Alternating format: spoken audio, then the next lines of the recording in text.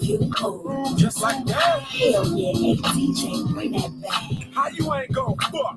Bitch, I'm me. Ooh, can't use that song. Good morning. Well, hello, 2021. I mean, that woke me right. You know, usually, I don't know if you're using Spotify, but if it's explicit, there's an E next to it. Oh, there's an E. There's an E. So, Nick, I've been having technical errors since 7 a.m. So here's what you should not do, anybody. If you have an important meeting, which is this today, because obviously Lance Loken's on, and you get to work 30 minutes early to make sure your computer, after you had not touched it for over 2 weeks, give yourself an hour. Well, I also want to say, I mean, listen, we have Lance Loken on. He can be a bit of a diva, so we don't want to be late.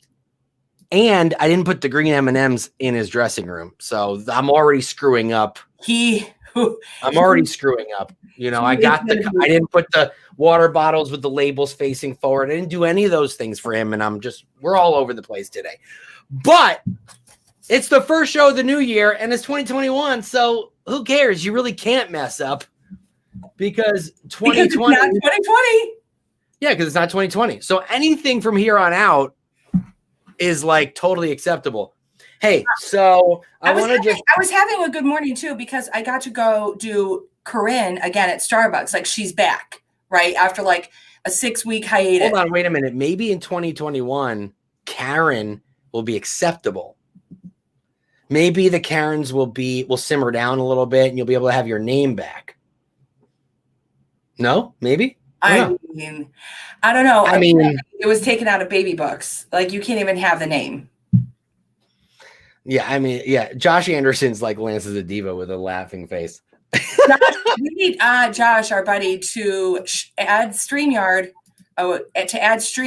to his Facebook so we can see his name, because I can't see it. I'm doing a Clubhouse with Josh this week. I saw that. Did you see I scheduled a Clubhouse event too? No, I did not see that for some reason. I did. I scheduled a Clubhouse event on Wednesday night to talk about the 3 types of real estate brokerages. Yeah. What time on Wednesday night? Because we might be competing with our clubs. 6 p.m. Central. Don't worry, you're not up against me, so people will be able to listen to yours. I'm just talking about divas. I mean, I invented the word. So tell me about your New Year's. What did you do? I really disconnected. I was in Oklahoma for like 13 days. I haven't heard from you until like 3 minutes ago. I know, when you called me, I'm like, I got it. So I literally disconnected. Joel got sick, and then therefore I got sick. And I mean, really? I saw you last week, but he was super sick. But when you say that someone's sick and it's not COVID, you have to go, I was super sick, not COVID, over the holiday. No, been COVID tested. You're not allowed to get sick and have it not be COVID anymore. It has to be COVID every time. There's no colds. There's nothing. It's just always COVID. Yeah. So but I'm better, and I came back, and my home's a little bit of a mess, because remember that time I tried to spray paint, my room, and I screwed it all up. I don't remember. No, like my ceiling. I went on my ceiling. You told me that. You didn't use the tape the right way. Yeah, I know Lance's wife was just painting a room. So, my error has turned into a small construction job, because now I'm like, well, since I ruined the ceiling, just go ahead and put in recessed lighting, because it's the basement. So I want the light. Anyway, I've always wanted it, because I have to repaint my ceiling anyway, because Joel told me to hire a professional. So then I'm like, I've always wanted a fireplace down here. So now I'm getting like an electric fireplace installed that I bought on Amazon. I'm beginning to regret the moment I asked you what you did for New Year's right now. Yeah. That's what I'm doing. For New Year's, we were in bed at like 9. That was my question. And you're like, well, let's see. What did I renovate? No, that wasn't my question. I didn't ask you what you renovated. I'm just kidding. I did miss you though. So now I'm all this pent up joking has been sitting in my belly for 2 weeks, and I have to like get it all out. It's like, bah! Make fun of Caryn. Just kidding. Hey, I want to just say, check all this stuff out. Okay. And this is going to go, I'm putting all this on online. I'm like, Command Your Morning swagged out today. You took a lesson from our guest today. I mean, he made merch. Mug, shirt. If you guys like this swag, give a thumbs up. I'm comment. not sure that. I'm not sure. Comment. Hat. This is I kind of want. I know, but I kind of want like a trucker. But we'll talk. It does need to be. No, this is super. This isn't. This is like a flex fit. You can wear this working out. Joel, this is expensive. This hat's like $30. So give it a thumbs up. Give me a heck yes, we love it in the chat, and we're gonna get this up on our website whenever I finish it. And I don't have a job right now, so I don't have a job. Stephanie Chapman would sure love her swag that she won. You don't. I know. I'm gonna go to the today. I'm gonna go to the post office. Check this out, because I was so late with getting Stephanie and Giselle their mugs. I will give one more mug away today, and I will go to the post office. So you guys need to comment and click the StreamYard link so we can see your name. If Caryn loves your comment and she puts your comment on screen, you will go into the proverbial hat for a drawing for a mug. Okay. Oh, sorry, I didn't mean to do that. All right, listen, let's bring our guest on, because I have been obsessed with him for 10 years, appropriately and not appropriately. However, he's such an amazing person, so giving, caring, runs the largest real estate team in like the world. I mean, legit. I don't even know if there's a bigger. Well, I'm thinking it was over like 2,500 transactions they closed. You know what I love about Lance and Karina? You would never know that about them. That they like, Lance is so quiet and soft spoken. You wouldn't, he never, you always know the major top agents when they don't talk about how much business they're doing. Like, honestly. It's amazing. Good morning, my sister Rita. Yeah, Jesse. I think Jesse was one of my highlights of the year, actually, with that shirt, the uncovering of the shirt. That was one of my favorite moments ever. Okay, let's bring him on. Lance, sorry, we don't have any explicit music for you this morning. Yeah, he's music for me. This is perfect. Aaron's all fresh out of gangster rap. Lance doesn't dance. No. I know. Yeah. Lance, this is all I do. Yeah. Lance Loken, tell us who you are, and then I got to tell a little quip about safe. Lance Loken, who are you? Been in real estate. We're in our 10th year this year. Started in January 2011. Before that, was in the retail world and acted as a C-level executive, and then got the wonderful idea to get into real estate. So here we are. You made a good choice, I think. You made a good choice. I think you have a chance. Like, I think you might make it. Hey, can I mention this, Lance? You just said 10 years ago you decided to get into real estate. Okay. You got into real estate basically in the middle of a financial meltdown, right? Probably the worst one that, of your adult life, of all of our adult lives. 10 years. Went from and I know you guys were foreclosing on your home, right? So that's an amazing story. 10 years from that to right at the top, right? Like, that's not that long. No. And I'm going to guess that Lance got there by following some model called Millionaire Real Estate Agent. I mean, I'm just guessing. Well, there's a funny little story behind that one. But yes, we actually followed our model from a business perspective, and the MREA book is all about business. So they go hand in hand. So what you're saying is you treat your business like a business, Lance. That's what you're saying? Is that what you're telling me? Yes, absolutely. What the funny little story is, we were in the 3rd year of business and had the huge honor to meet with Gary Keller and be on stage with him. And the week before that meeting, we were getting questioned about, certain things and preparing.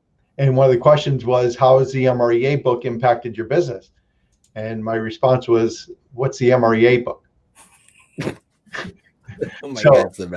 I had to go home that night and read the book, so that I was prepared for the next week.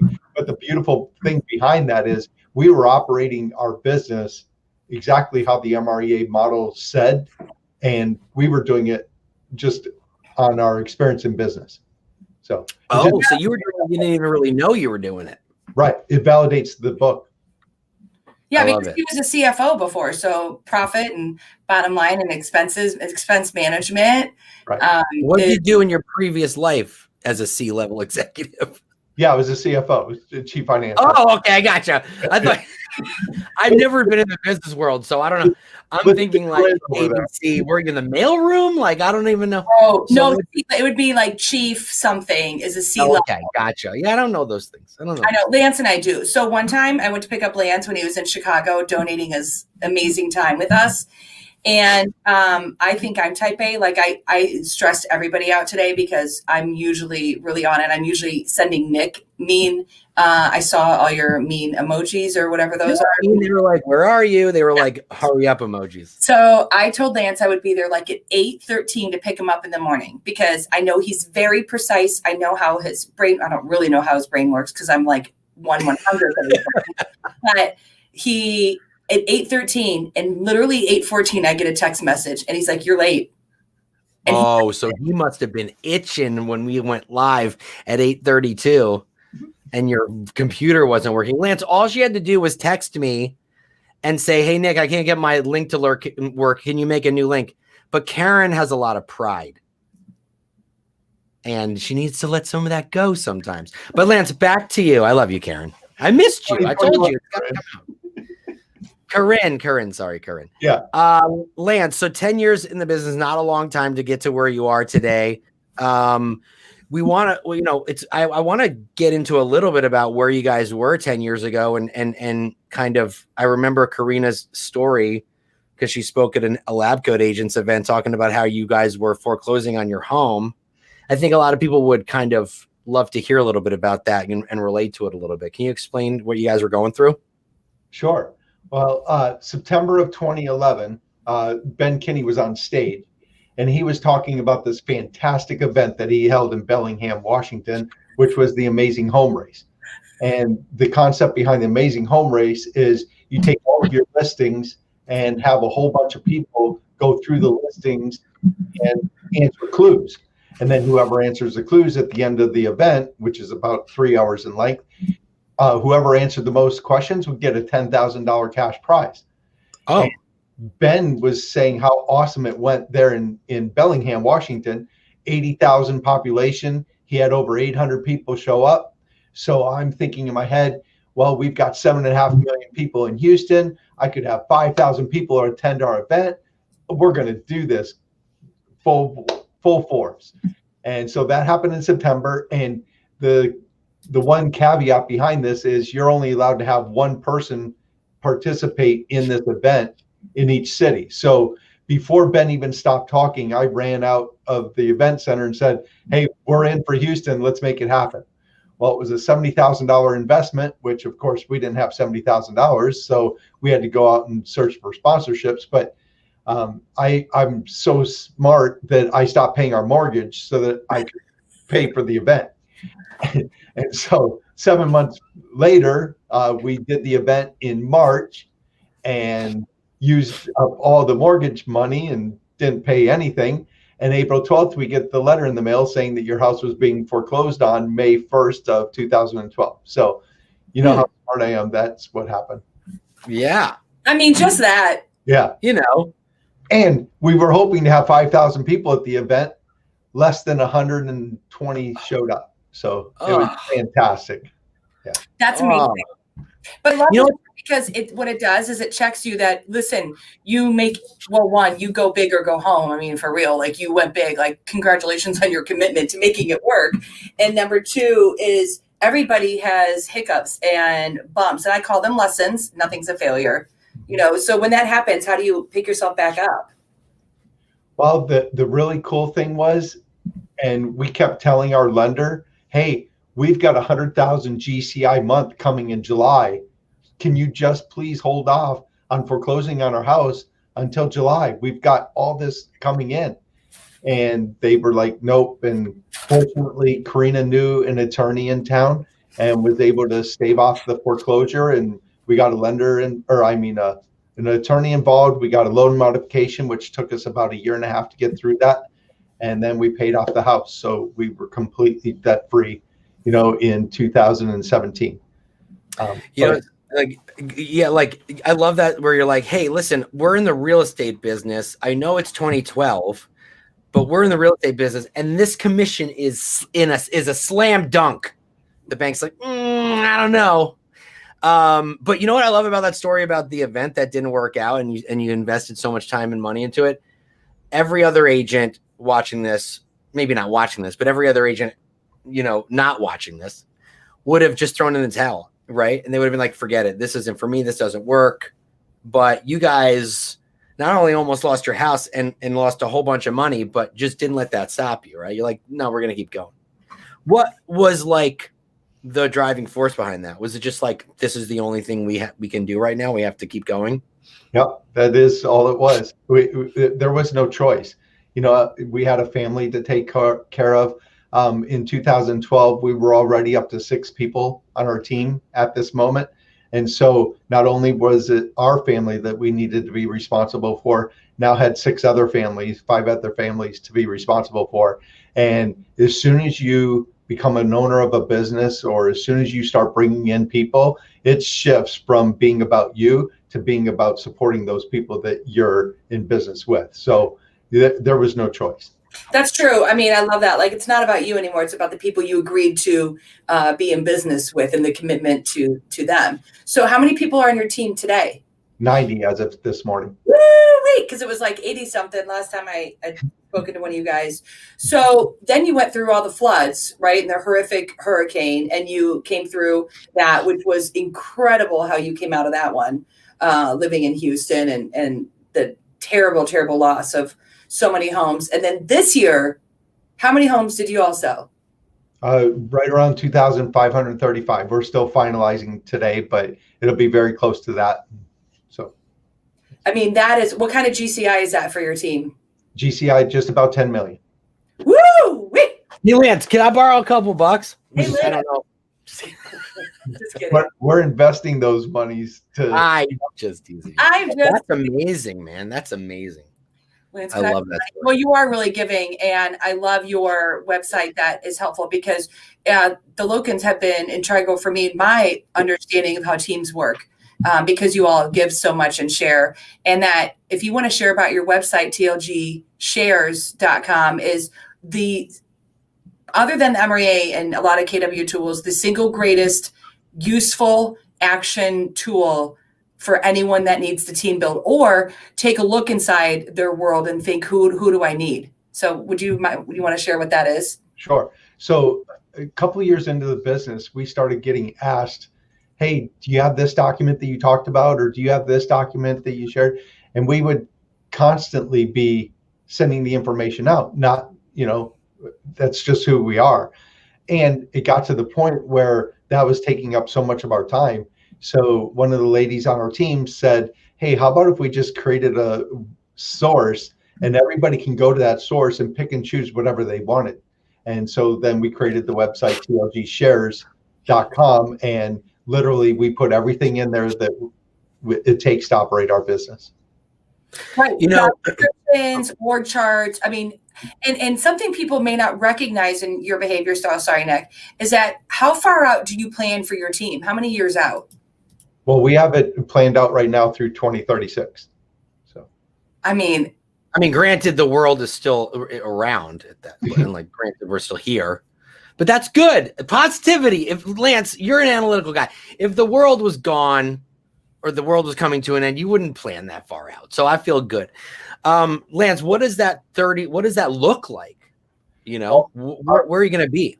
Our end goal is to be at 15% market share. And the reason behind that is, in a retail environment, when you've achieved 15% market share of whatever area you're focused on, you have completely infiltrated the market. And then anything above that is just, it goes in gangbusters. So, just take Starbucks, for example. They put a Starbucks here, and then they want 15% market share of a mile radius.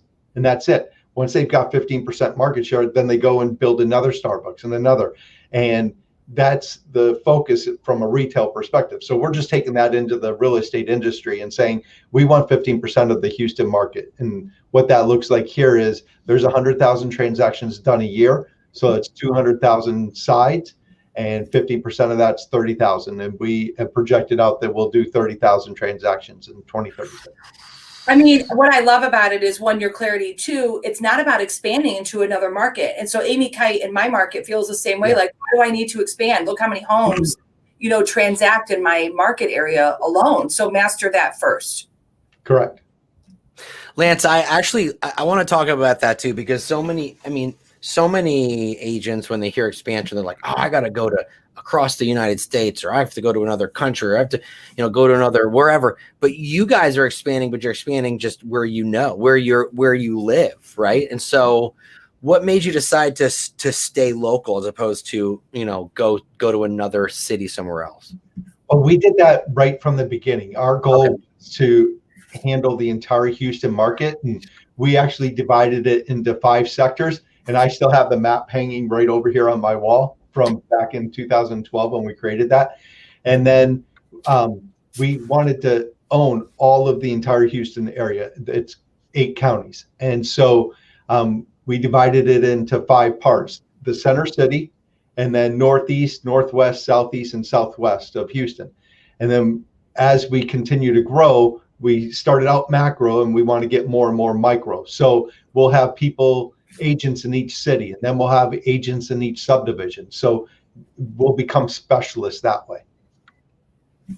I like that. Hey, so let's talk a little bit about what your team structure looks like, because you have 90 people. They're not all agents. And I know everyone's like, what does that even look like? Right. So can you break that down for us?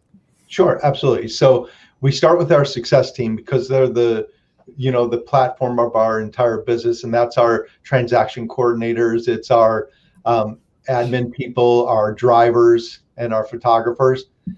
So we have that segment, and then we have a marketing department that handles all of the production of our marketing. We have inside sales organization, which that's where we start with all of our lead generation. And we have our buyer agents, our listing agents. We have a new construction division, a commercial division.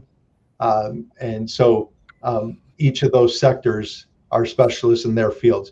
And that's how we started and built the organization. We want to have specialists in each facet of the business, so that when you're talking to somebody, you're talking to the best of the best for that particular situation. My question then for you is, what did you do differently this year to adapt to 2020 with COVID that you hadn't done in years before? And then what are you going to do? What is 2021 like? What new tools, or what are you bringing in? Well, so I'll switch out a little bit. We learned our lesson, I think, from back in 2017 when we had Hurricane Harvey. What happened then was we had to shift our focus because we couldn't sell any houses. We shifted it to taking care of all the real estate agents that we possibly could with the command center here in Houston for KW. We did that for 3 weeks. And then we went back and started taking care of our own clients for another 2 or 3 weeks. And in all total, there was about 6 weeks where we weren't doing a whole lot of business. Well, fortunately, we had built up a business that we could absorb that and handle that. But the focus of us was on helping other people. And during that time, we had no less than 30 people over at the command center on a daily basis, which I thought was... That's a lot. Yeah, we were able to help all the agents. But we also had the inside salespeople, and they were on the phones every day making care calls, checking in with our clients. Hey, how are you doing? Anything we can do for you? Is there anything that you need? And then we spent about 2 weeks going and taking care of them. We spent about $100,000 in donations and taking care of our clients during those last 2 weeks that we could. And then we started up the business. What was really cool, and we didn't do this for that reason, but what was really cool is we had our single biggest month that September in the history of our organization, and we were shut down for several weeks. And so it just goes to show you, when you do the right thing, it'll come back and bless you that way. So it's extraordinary too, because what you don't have on your team, which a lot of market center leadership teams get frustrated with, is turnover.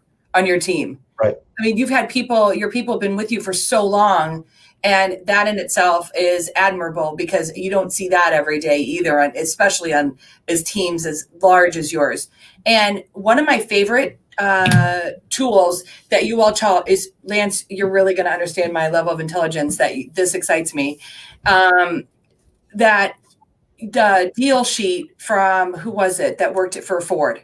Amy Flynn. Amy. Oh, brilliant. So Amy taught you guys about the deal sheet basically for a listing appointment. And if you'd share with that, because every agent should be using this when you're meeting with people, especially right now, getting ready for spring market.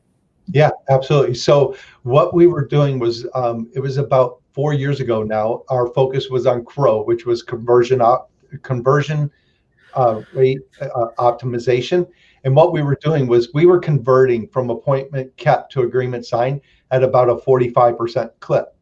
Now, industry standard is 39%. So we should have been happy with that number, but we didn't know what industry standard was. Lance. Nobody wants to be standard, Lance. Right. Yeah, Lance. So we made a goal of 70%. We wanted to have from appointment kept to agreement signed be at 70%. And so while we were collaborating about that, Amy, who had just come from the Ford industry, came in here, and she was our VP of Inside Sales, and was talking about what they did. And she says, you know what? We just have this one piece of paper that we get the client to sign that they're going to purchase a vehicle with us. And it's simply one pager. And we had been used to sending out 26 pages or taking with us to our listing appointments a 26 or 30 page document that you had to get all signed. So from that moment, we started using this one page document and then followed up with all the rest of them via .loop and DocuSign.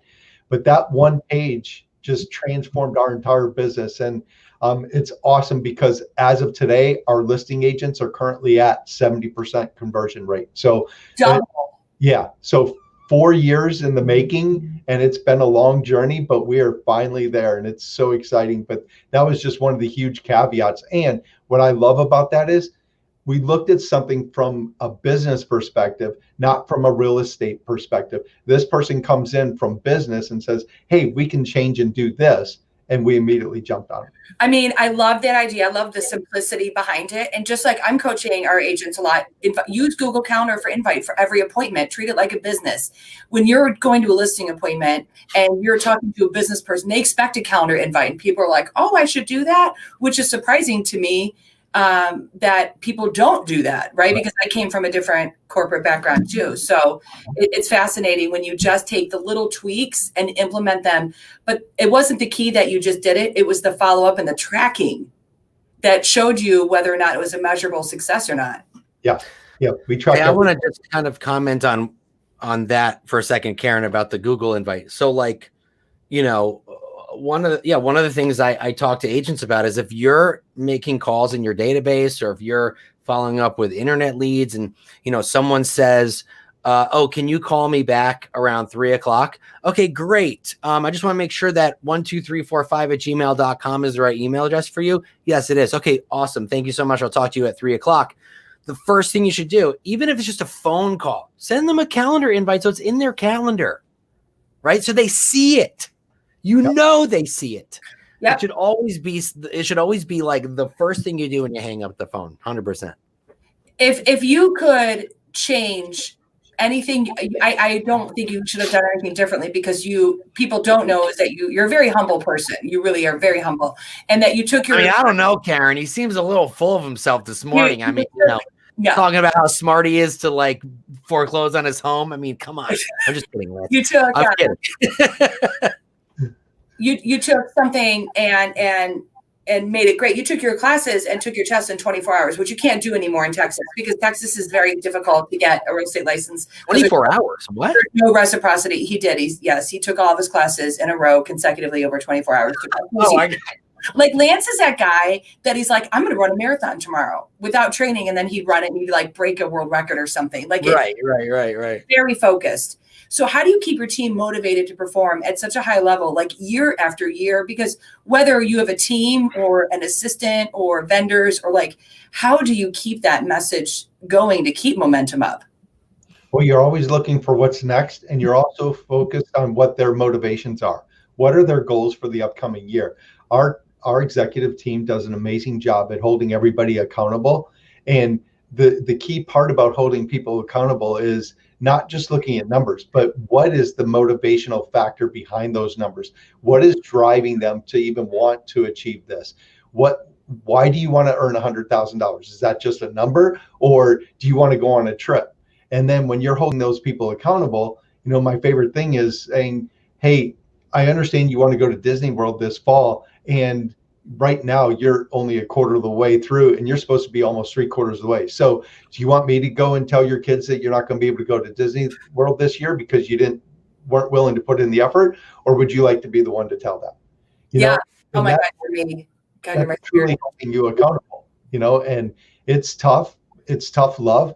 At the end of the day, though, you've chosen us by being on our team, you've chosen us to be holding you accountable. And it's up to us as leaders to take on that mantra. And most people aren't willing to do that. And that's what makes you successful. Well, I think that's where people fail. And I'm like, well, whose fault is it? Is it yours or theirs? Right? Because you expect what you give. I mean, and you teach people how to treat you. And like, you're like, this is a standard and you're in alignment or you're not, and it's okay. Very loving. And let's get you closer to your goals. So one of the coolest things you guys do is do a big team trip, which this year got waylaid, because of COVID.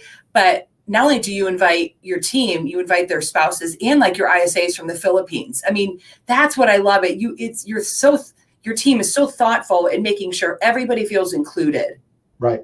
Well, and from an accountability standpoint, we had a little bit of a hiccup a year ago back in October and November. We ended up losing almost $600,000 in the fourth quarter because we had allowed a sliding accountability scale to come in. And what I mean by that is we were holding people accountable and then they weren't hitting their numbers. And because we were starting to like that person, we were going, oh, well, you'll do better next month. So we'll just ease that off a little bit. And it eroded so quickly, without even realizing it. We were allowing B and C talent to come into our organization. And in the course of one quarter, we lost that kind of money and we had to regroup. And it started with the inside sales organization with Amy. And a year ago, November, Amy had a fierce conversation with everybody in her team. And she said, hey, I'm sorry, I was not holding you accountable. It's my fault that we're in this place, and took ownership of it. And here's the standards moving forward. And look at what happened to our business after that. So, you have hiccups from time to time, but it helps you to learn and grow from them. Hey, speaking of that, you were hiring BNC talent. I know that, and maybe, I don't know if this is still the case, but last time I heard, Karina's like number one job is to prospect, but only for talent, like all the time, right? Can you talk a little bit about how that is a major part of your business model, not just prospecting for new business, but always prospecting for potential talent for your team? Sure, absolutely. So our mantra here at the Loken Group is you're recruiting for business as much as you're recruiting for talent, or you're searching after leads as much as you're searching after talent. In fact, we've now created a position for that. He's the director of talent acquisition, and his whole focus is on hiring talent throughout, the day. But we've grown into that. We've had a person in that role now for about 4 years. But going through that, you have to be looking for talent at all time and searching for that. It just doesn't fall in your lap. You're always looking for that opportunity. And so that has been a real focus of ours, especially lately. And what happened during that hiccup, a year ago, is we were trying to find talent too quickly. We weren't allowing the talent to come to us, or we weren't setting the standard of the right talent. And we got back into looking for that. And now we have an amazing group of people. Yeah, it is. Yeah. It's so fun. And I can't wait to see you guys again at a convention when we're able to meet, or I'm just going to show up at your house like your daughter and your wife did last year and stayed with me. And it was really fun. And so now I'm adopting Kira. Obviously, yeah. She wants to come live with me now, and she'll bring her horses. Oh, and you like horses? No, that's different. That's the other daughter. That's Oh, Kyla. there's. I'm sorry. Here is the art person. Listen, you Got gotta know the Lokens, like your boys know Crazy Aunt Caryn. They do too. Like one time, like Karina walked by and be like, "Are you FaceTiming with my daughter right now?" I'm like, "I might be." But I have a special love for the entire Loken regime. So talk to me about your morning. You get up at what? I'm gonna guess. Can I guess? Let's play guess. You get up at. I want to guess and you guess. 4:12. Oh, okay. So it's gonna be definitely like a number like that. Okay. 4:27. Who's closer? 4:20 is when I get up every morning. Oh, I didn't put deodorant on this morning. Oh my God. Yes. Sure. Okay, 4:20. Then what Actually, I did. I'm just really nervous because Lance is on. I know. Wait, I won. You did. You win a mug. So, Lance, tell us about your morning. Sure. So I get up at 4:20. I have my clothes right beside my bed. I get up in my shorts and t-shirt because I run to the office. We have a gymnasium in our office. And so I work out. I'm here about 4:58 a.m. And work out until 5:45. Then I take my shower, which is about 20 feet over to the left here. And then by 6 o'clock, I'm in my office working. Why don't you just sleep there? I mean, I don't understand the point of even going home and sleeping. What time do you wake up? No, so you're at the office. So then what time do you do a daily power up, a check-in? I imagine with high accountability, which high accountability is actually a very positive thing. So it makes me sad that people think of it as negative. I'd be scared of you. I'm not going to lie. It's because people are afraid of it. That's why. I'd be scared of Lance. No, I'm afraid. I'm talking to the leadership on a daily basis with each of them. They're doing their rev ups right around 8 o'clock in the morning. Every single department does their own rev up between 8 or 8:30, depending on which department. And then they're going throughout their day, and they're starting their accountability sessions Monday mornings, and they go through Fridays. The inside sales, I mean, there's 16 people in there, so there's quite a bit of accountability sessions going on in there.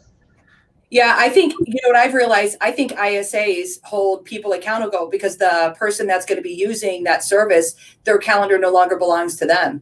Correct. I think there's a great check and balance in that world.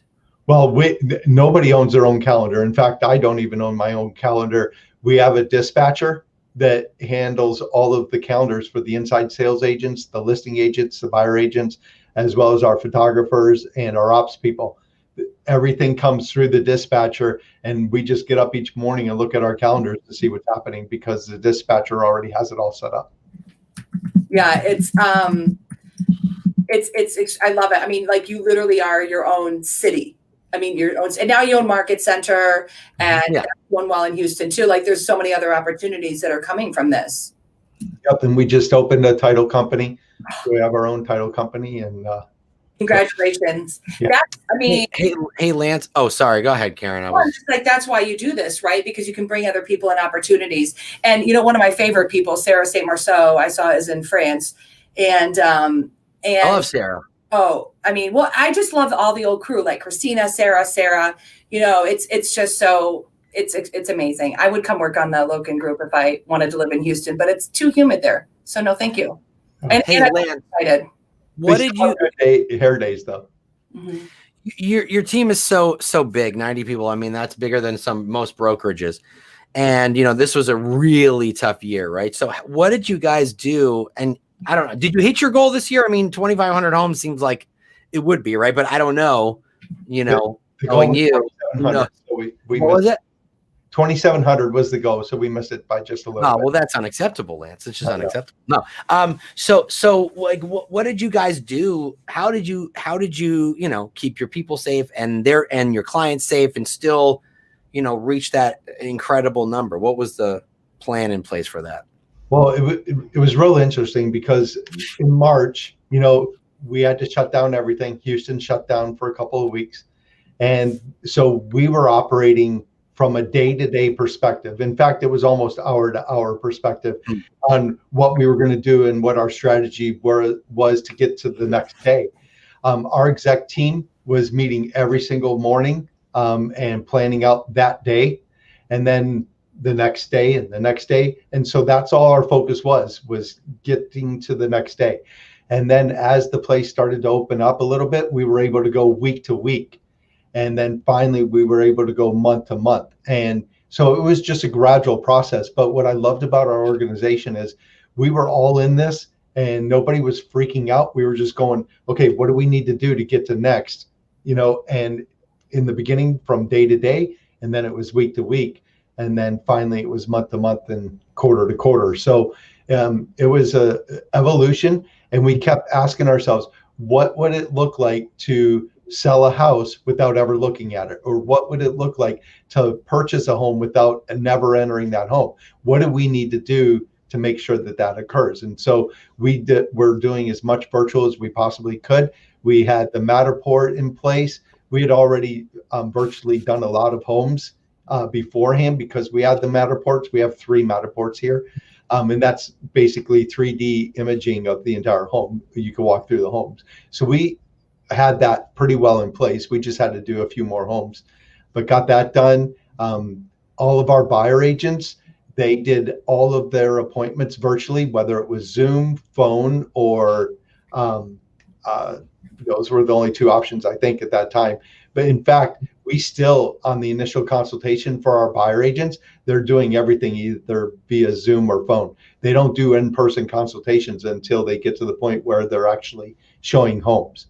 On the listing side, we've evolved into getting back to, doing listings face to face. Yeah, I mean, that's what's fun is you're like, I mean, because I know that you really focus on how can we be more efficient, how can we be better, 1% better, and focus and moving forward, because there's really no going back. Like if everyone's, I loved forced adaptation of technology, because it's not only real estate agents and brokers that are using this technology, the whole world is now. So it's not so weird anymore. Right. So let me add one last question. Well, wait, before we move on to the next topic, because I don't want this to be, because I don't want to bring it in later to another topic. Okay. So you have 90 people on your team and you were shut down, right? You went virtually with your appointments. Did you go virtually with the team, and what was the process of setting up a virtual organization for almost 100 people, right? Like, what did you have to do for that? Yeah, so we had a team meeting. We were still struggling with staying at home or working in the office, so we had a team meeting, and it was a pretty cool moment because we stood up there, and a lot of people were fearful for their jobs, because in Houston, people were laying off people left and right. Right. Caryn and I stood up there and we said, you know what? As long as you guys are willing to do your job and don't let up, you're going to have a job. We'll guarantee you that as long as you continue to do what you're doing today and you're holding yourself accountable and you're going to allow the leadership to hold yourself accountable, you're going to have a job. So it's up to you whether you're working in 6 months or not. It's not up to us, because we're going to guarantee you that you have a job. And so then from that moment on, we pretty much did go virtual, and we're still pretty virtual. There's about 8 of us that come to the office on a daily basis. But for the most part, we're still virtual, and they've been doing an amazing job. So we realized that you can work remotely. We miss the team meetings, that interaction and connection with each other. And we try to do as best we can with Zoom. We do Zoom weekly team meetings. We also use Teams, Microsoft Teams, quite extensively. So all of our accountability sessions are via Teams. All of our departmental meetings are via Teams. We do everything that way except for our weekly team meeting, because Teams can't handle 90 people. Zoom. Well, my goal for you is, Lance, this year. I know you can't. Uh-oh. Lance, are you ready for some accountability, Lance? Yeah, he knows. My goal for Lance is that he moves over to an iPhone. That would be my. Are you on your Karina? One time, I remember the day I texted Karina. No, I remember the day I texted Karina, and it was a blue bubble. I was like, "Wait, is this the right number?" Yeah, and it was. Everybody's on an iPhone except for me. Lance, oh, you're probably not in any of the group chats, Lance. How do we bring you in to keep you in the loop? I did I tried to do a FaceTime room with him like a week ago with and Sarah or a Facebook Messenger room. He didn't answer. That's weird. They have Google apps for iPhone, Lance. You can still do your spreadsheets on the go. Yeah, you can do Excel. And so, Lance, my wish for your 2021 is that you become a blue bubble. Come on, be a blue bubble. As soon as I start drinking coffee. Oh, so tomorrow. Great. I love it. All right. All right. my goodness. Two things, because I know you're a little bit busy. What books should we be reading? Yes. So on TLG Shares, we have our Planning Advance book. Shut up. Are you kidding me? Wait, I want that shirt because I didn't realize it was one of your shirts. Where do I get that? I love it. Be exceptional. Be exceptional. I'm getting that book. So it's all about being exceptional. And we have a chart here that talks about the general public about being exceptional. So there's 25%. I don't know if you can see this, but it's, yeah. There you go. Okay. 25% of the people are good. 30% are average. 12% are great. 30% are toxic, but there's 3% that are exceptional. And we want to be that 3%. You know, from a business standpoint, we want to take care of our clients so well that they provide us with an exceptional experience. Lance, I do have to say one thing. You might be a little off on that 30% are toxic. It's got to be higher. It's got to be higher, right? I mean, I'm on Facebook, and it's definitely, I know. That's pretty interesting. Okay, so I love the be exceptional. I love just do better, right? Just do better. Yeah. And it's so fun. Okay, what else do we need to read?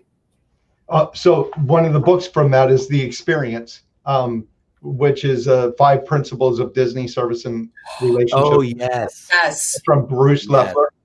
The next one we have is The Power of Moments by Chip Heath and Dan Heath.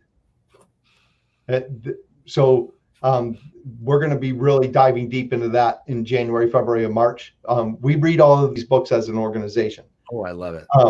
Hug Your Haters by How to Embrace Complaints and Keep Your Customers by Jay Baer. Nick, you should read that. I know, I've heard of it, and thank you for bringing that back up to me because I wanted to read that for sure. Under the Hood, Fire Up and Fine Tune Your Employee Culture with Stan Slack. Exceptional Service, Exceptional Profit, Leonardo Ingilleri, Inghilleri. But you can see all the books in there. Yeah, it's good. There's a book I want you to read, and it's called. Oh, you have all the books in there? Yeah, in the book. There's a book I need to send you.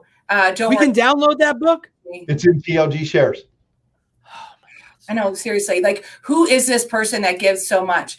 Okay, Lance, any final words of advice? You are a premier guest for 2021. I can't wait for you to come back and have some more fun with us.